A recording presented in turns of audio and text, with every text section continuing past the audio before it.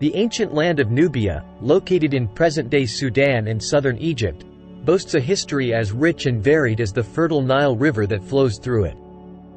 Nubia's story stretches back to prehistoric times, with evidence of human settlement dating back thousands of years. Situated at the crossroads of Africa and the Mediterranean world, Nubia served as a nexus of cultural exchange, where influences from Egypt, the Near East, and sub-Saharan Africa converged. Nubia's strategic position made it a coveted territory throughout antiquity, with its wealth of natural resources and thriving trade networks attracting the attention of neighboring powers. The Nubian people, renowned for their resilience and adaptability, established a series of powerful kingdoms along the Nile, each leaving its mark on the region's history. The roots of Makuria's civilization can be traced back to the early centuries of the Common Era when Nubian tribes began to settle along the banks of the Nile. Drawn by the river's fertile soil and abundant resources, these communities engaged in agriculture, animal husbandry, and trade, laying the foundation for what would later become the Kingdom of Makuria. Archaeological evidence suggests that the region inhabited by these early Nubians was characterized by a network of small settlements and agricultural villages. These communities cultivated crops such as wheat, barley, and millet, while also engaging in fishing, hunting, and herding activities to sustain their livelihoods.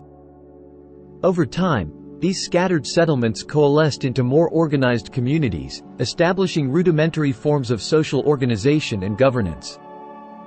As populations grew and interactions with neighboring polities increased, these nascent societies underwent further development, paving the way for the emergence of centralized political entities. The transition from fragmented tribal communities to a unified political entity marked a significant turning point in the history of Makuria.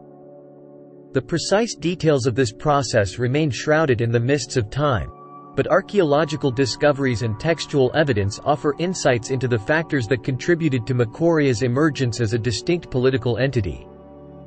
One pivotal development was the rise of local chieftains or rulers who sought to consolidate power and assert authority over their domains. Through a combination of military prowess, diplomacy, and alliances with neighboring communities, these rulers gradually expanded their influence, laying the groundwork for the establishment of a centralized monarchy. By the early centuries of the first millennium CE, Makuria had coalesced into a cohesive political entity under the rule of a monarch known as the King of Makuria. This monarch wielded authority over a territory encompassing the Nile Valley and its surrounding regions, exercising control over key resources, trade routes, and strategic strongholds. With the establishment of a centralized monarchy, Makuria embarked on a period of expansion and consolidation, seeking to assert its dominance over neighboring territories and solidify its position as a regional power. This expansionist agenda was driven by a variety of factors, including economic imperatives, strategic considerations, and the desire for prestige and influence. Makurian rulers pursued a multifaceted approach to expansion, employing a combination of military campaigns, diplomatic alliances, and cultural assimilation to extend their sphere of influence.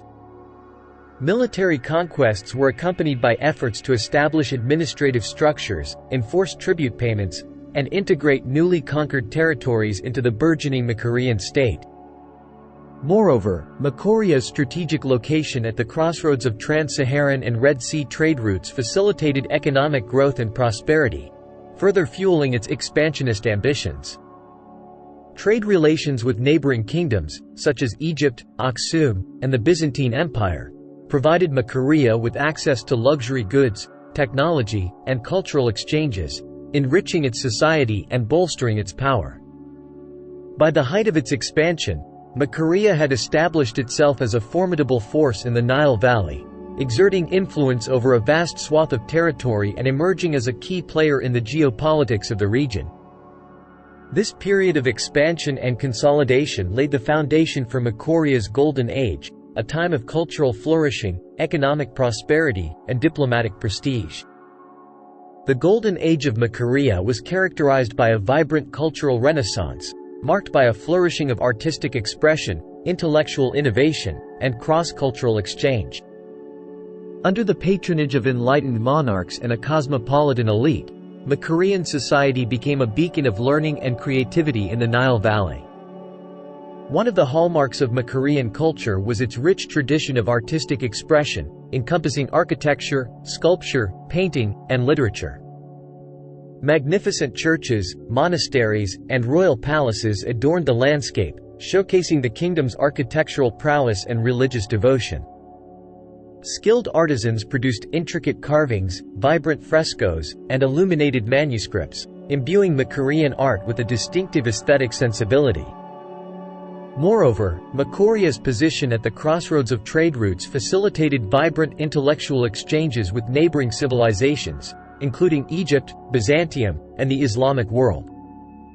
Scholars, philosophers, and theologians from diverse backgrounds converged in Makuria, engaging in lively debates, translating texts, and disseminating knowledge across linguistic and cultural boundaries. The Golden Age of Makuria was also characterized by unprecedented economic prosperity, fueled by thriving trade networks and agricultural abundance. The kingdom's strategic location along the Nile River and its proximity to key trade routes connecting the Mediterranean world with sub-Saharan Africa facilitated the exchange of goods, ideas, and technologies. Agriculture formed the backbone of Makuria's economy, with the fertile floodplains of the Nile Valley supporting intensive farming practices. Crops such as wheat, barley, and millet were cultivated in abundance, while advanced irrigation techniques ensured year-round productivity. In addition to agriculture, Makuria also benefited from the exploitation of natural resources such as gold, ivory, and exotic woods, which were highly sought after in international markets. Trade relations with neighboring kingdoms, including Egypt, Aksum, and the Byzantine Empire, were instrumental in fueling Makuria's economic growth and prosperity. Luxurious goods such as spices, incense, textiles, and precious metals flowed into Makuria, enriching its society and enhancing its prestige on the international stage. Religion played a central role in shaping the identity of Makurian society, providing a unifying force amidst the kingdom's diverse ethnic and cultural landscape. Christianity, introduced to Nubia in the early centuries of the Common Era, became the dominant faith in Makuria, shaping its religious beliefs, rituals, and social norms. Makuria's adoption of Christianity was not merely a religious conversion but also a process of cultural assimilation and syncretism, blending indigenous beliefs and practices with Christian doctrine. The kingdom's religious institutions, including monasteries, churches, and religious schools, served as centers of learning and spiritual enlightenment, fostering a sense of community and solidarity among the faithful. Makuria's Christian identity played a crucial role in its interactions with neighboring civilizations, shaping its diplomatic relations, cultural exchanges, and political alliances. The kingdom's adherence to Christianity strengthened its ties with fellow Christian powers, such as Byzantium and Ethiopia, while also serving as a source of cultural pride and distinction in a predominantly Islamic world. The governance of Makuria was characterized by a centralized monarchy, with power vested in the hands of the king and his appointed officials. At the apex of the political hierarchy was the monarch, known as the King of Makuria, who wielded supreme authority over the kingdom. The king's authority was bolstered by a complex bureaucracy, comprised of royal advisors, provincial governors, and administrative officials, who assisted in the day-to-day administration of the realm. The king's court served as the focal point of political power and decision-making, where matters of state, diplomacy, and justice were deliberated. Advisors, nobles, and influential figures from across the kingdom converged at the royal court, offering counsel to the king and vying for favor and influence. Provincial administration was organized along hierarchical lines, with appointed governors overseeing the administration of local territories and districts. These governors were responsible for collecting taxes, maintaining order, and implementing royal decrees within their respective jurisdictions. Additionally, provincial governors served as intermediaries between the central government and local communities, ensuring the efficient implementation of royal policies and directives. Makurian society was stratified along hierarchical lines, with social status and privilege largely determined by birth, wealth, and occupation. At the pinnacle of the social hierarchy were the royal family and nobility, who enjoyed prestige, privilege, and access to political power. Nobles held vast estates, commanded private armies, and wielded considerable influence within the royal court. Beneath the nobility were the free commoners, comprising artisans, merchants, farmers, and skilled laborers. While commoners enjoyed certain rights and freedoms, their social status was often tied to their economic standing and occupation. Artisans and merchants played a crucial role in the economy, producing goods for local consumption and trade, while farmers toiled the land, providing the kingdom with its agricultural sustenance. At the lowest rung of the social hierarchy were slaves and indentured servants, who lacked legal rights and were subject to the whims of their masters. Slavery was an integral part of Makurian society, with slaves primarily acquired through warfare, trade, and debt bondage. Despite their marginalized status, slaves contributed to the economy as laborers, domestic servants, and agricultural workers. The legal system of Makuria was based on a combination of customary law, royal decrees, and Christian principles, administered through a network of courts and judicial officials. The king, as the supreme arbiter of justice, was responsible for upholding law and order within the kingdom, adjudicating disputes, and meting out punishments. Local disputes and legal matters were typically adjudicated by appointed judges or village elders, who presided over community courts and administered justice according to customary laws and traditions. Serious crimes and legal disputes were referred to higher courts or the royal court, where the king or his appointed justices would render judgments based on established legal norms and precedents. Punishments for criminal offenses ranged from fines, corporal punishment, and exile to imprisonment and execution, depending on the severity of the crime and the social status of the offender.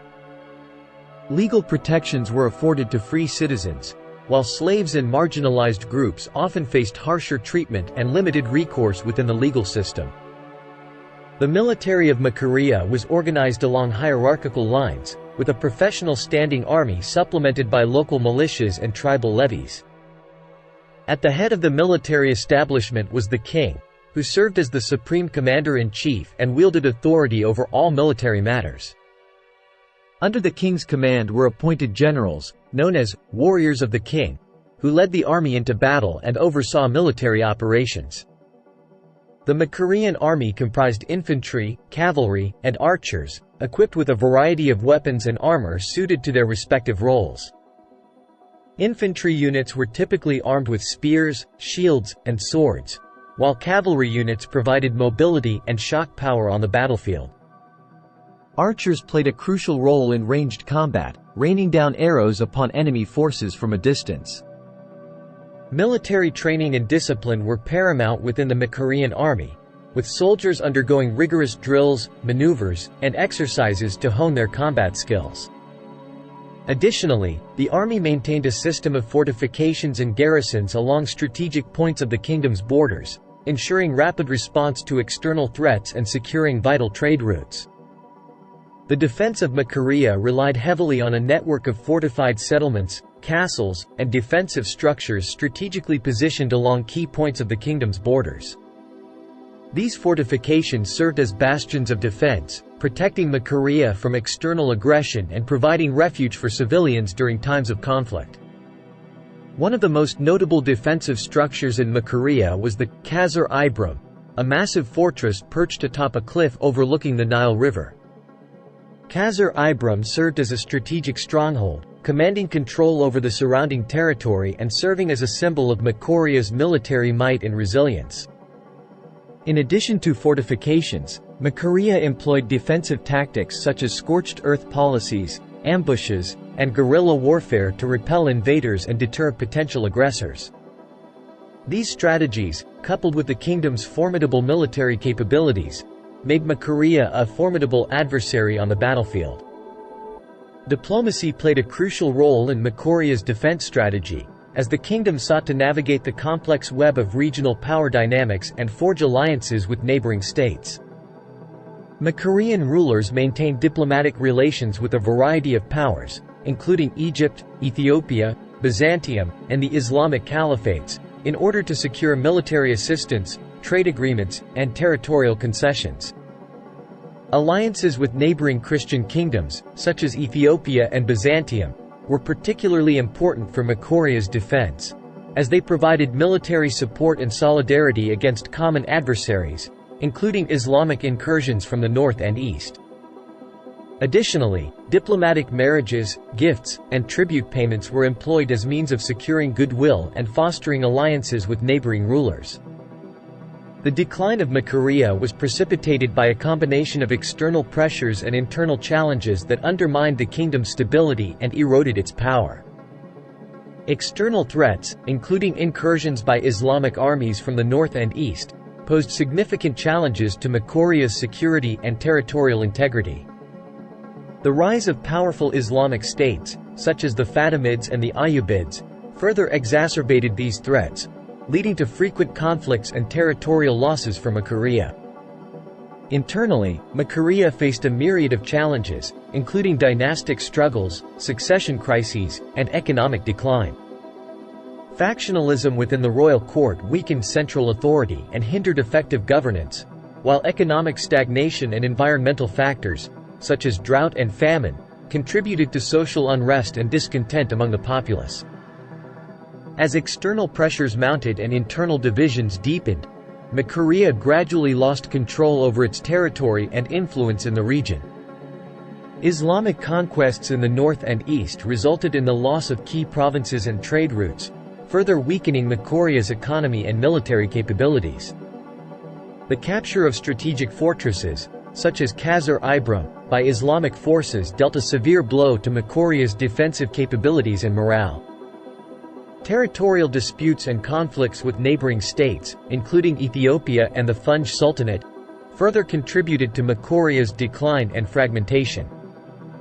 By the late medieval period, Makuria had been reduced to a shadow of its former glory, confined to a small territory along the Nile River and surrounded by hostile powers.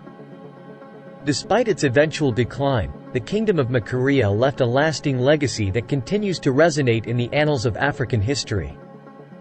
Makuria's cultural and religious heritage, characterized by its Christian identity and architectural achievements, endured long after the kingdom's demise, shaping the cultural landscape of the region.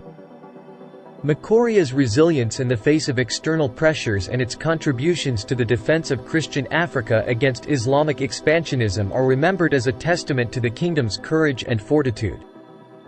The memory of Makuria's golden age serves as a source of inspiration for subsequent generations, reminding them of the rich and diverse tapestry of African civilization. In modern times, archaeological excavations and research efforts have shed new light on the history and civilization of Makuria. Discoveries of ancient settlements, fortresses, and religious sites have provided invaluable insights into Makurian society, culture, and daily life. Through careful study of artifacts, inscriptions, and architectural remains, archaeologists have pieced together the story of Makuria's rise, zenith, and decline, contributing to our understanding of African history. Historical reconstructions, aided by advances in technology and interdisciplinary research, have enabled scholars to visualize and recreate the splendor of Makurian civilization. Digital reconstructions of ancient cities, religious monuments, and royal palaces offer a glimpse into the architectural achievements and artistic prowess of the kingdom, allowing modern audiences to appreciate the beauty and sophistication of Makurian culture.